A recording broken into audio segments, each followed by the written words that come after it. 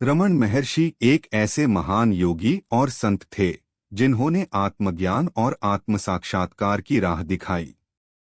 उनका जीवन हमें सिखाता है कि शांति और आनंद हमारे भीतर ही हैं, बस हमें अपनी आत्मा की गहराइयों में उतरने की आवश्यकता है।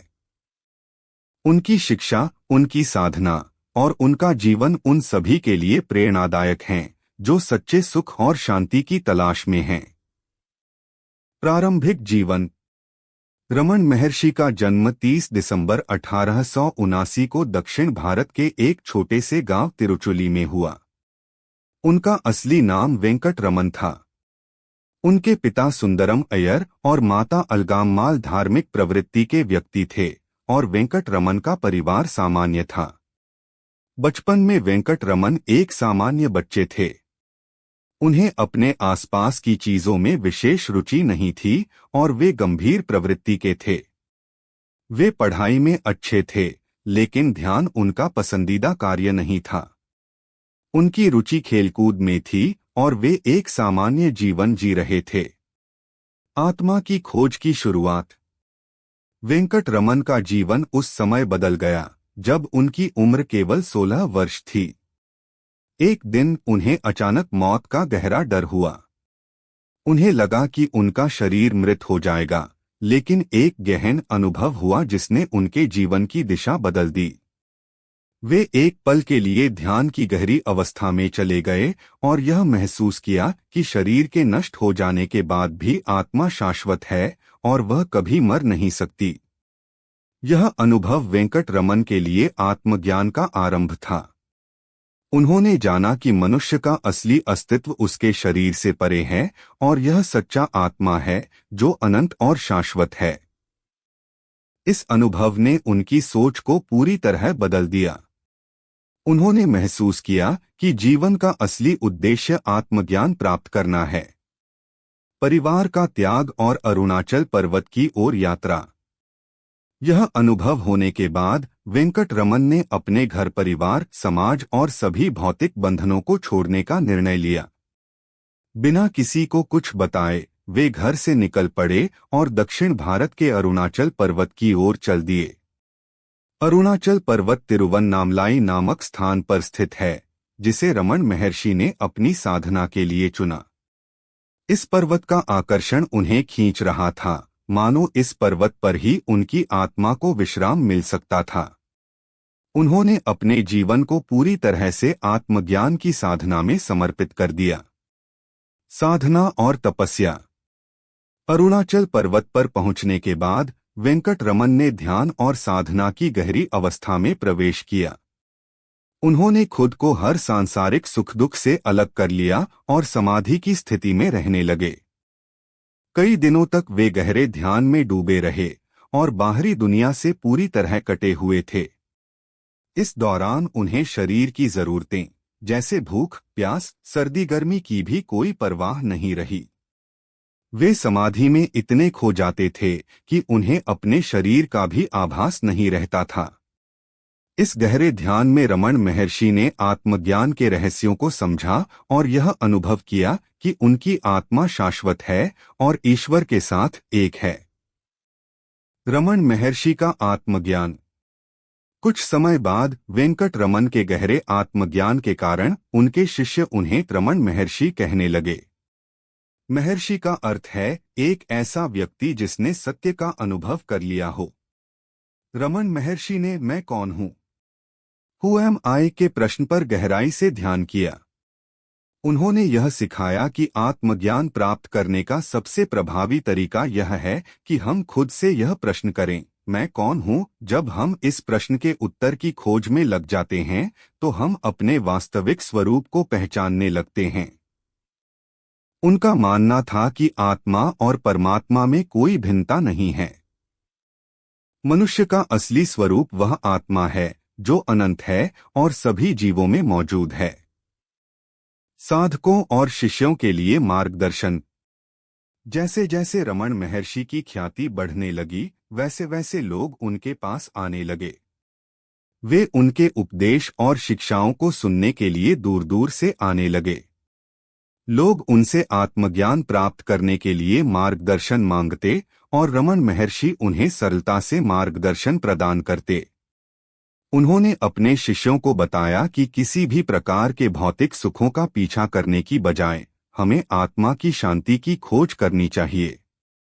उनका मानना था कि हर व्यक्ति के भीतर परमात्मा का वास होता है और हमें बाहरी चीजों की ओर देखने की बजाय भीतर की ओर देखना चाहिए। रमन महर्षि ने अपने शिष्यों से कहा कि सांसारिक चीजों के पीछे भागने के बजाय आत्मा की खोज में लगना ही सच्ची शांति का मार्ग है। उन्होंने कहा, अपने वास्तविक स्वरूप को पहचानो और अपने अस्तित्व को अनुभव करो। यही जीवन का असली उद्देश्य है। रमन महर्षि की शिक्षाएं। पहला, आत्मान्वेषण, सेल्फ इंक्वायरी। रमन महर्षि का सबसे महत्वपूर्ण उपदेश था आत्मान्वेषण। वे अपने शिष्यों से कहते थे, अपने भीतर झांको और अपने आप से यह सवाल करो कि मैं कौन हूँ। इस प्रश्न का उत्तर ढूंढने की प्रक्रिया ही आत्मज्ञान प्राप्ति की दिशा में पहला कदम है। महर्षि का मानना था कि इस साधना से ही मनुष्य को अपने असली स्वरूप का पता चलता है।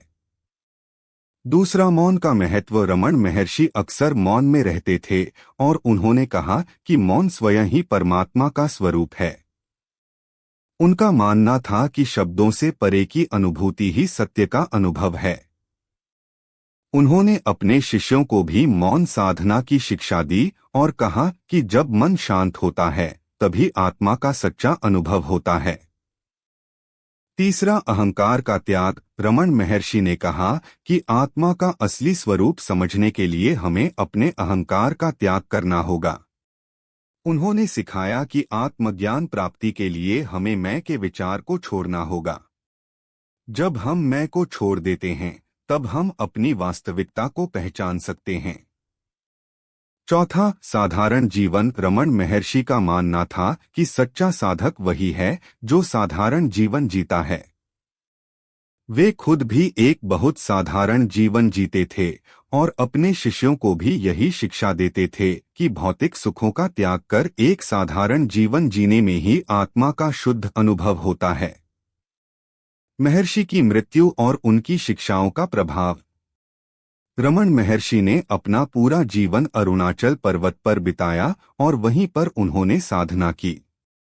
1950 में वे गंभीर बीमारी से पीड़ित हो गए।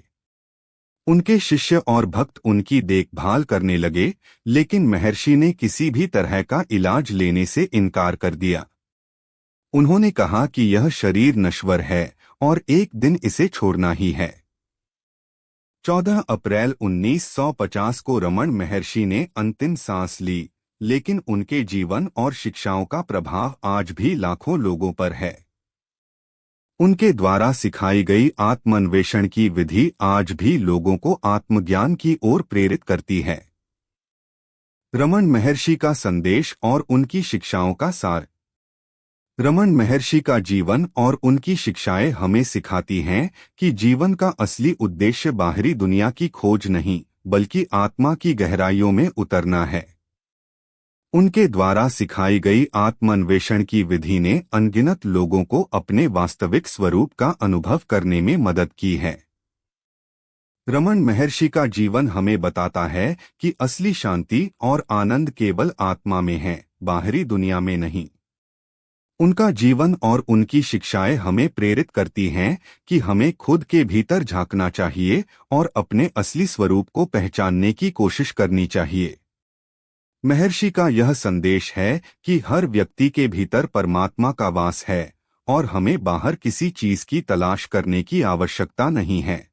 उन्होंने अपने शिष्यों और भक्तों से कहा कि आत्म साक्षात्कार के माध्यम से ही जीवन के सभी दुखों और अशांतियों का अंत संभव है। निष्कर्ष। रमन महर्षि एक ऐसे संत थे जिन्होंने अपने जीवन के हर पल को आत्मज्ञान और आत्मान्वेषण में समर्पित किया। उनका संदेश हमें यह सिखाता है कि जीवन में सच्ची शांति, आनंद और संतोष तब प्राप्त होते हैं जब हम अपने भीतर की ओर यात्रा करते हैं। उनके उपदेश और उनकी साधना आज भी लाखों लोगों को प्रेरणा देती है। रमन महर्षि का जीवन हमें यह याद दिलाता है कि हर इंसान के भीतर दिव्यता है और हमें बस उसे पहचानने की आवश्यकता है। अगर आपको यह कहानी प्रेरणादायक लगी हो तो हमारे चैनल को सब्सक्राइब करें, लाइक करें और दूसरों के साथ शेयर करें ताकि रमन महर्षि के जीवन की शिक्षा हर दिल तक पहुंचे। धन्यवाद।